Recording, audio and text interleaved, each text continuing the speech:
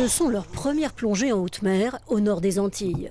Les deux prototypes de flotteurs Argo, développés par Ifremer, ont été immergés par 6000 mètres de fond et pour la première fois, ces sondes ont transmis des données inédites sur les abysses. Température, salinité, ces flotteurs mesurent en temps réel l'état de l'océan sur des cycles de 10 jours. Donc, ils vont acquérir des données comme ça sur toutes les remontées entre le fond et la surface. Arrivés en surface, ils transmettent leurs données par satellite. Ces données sont récupérées, décodées et transmises en temps réel à tout un chacun et en libre accès, libre et gratuit. Pour en arriver là, il a fallu inventer des flotteurs capables de résister aux pressions des abysses et à l'eau salée.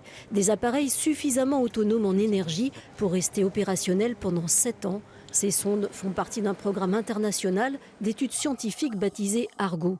Actuellement, 4000 profileurs sont disséminés dans les océans du globe. Leur mission, mesurer la température moyenne de la mer.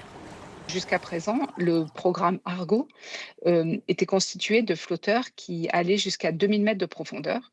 Et donc, depuis quelques années, il y a maintenant des instruments qui sont capables d'aller jusqu'à 4000, voire 6000 mètres de profondeur, donc ces prototypes-là.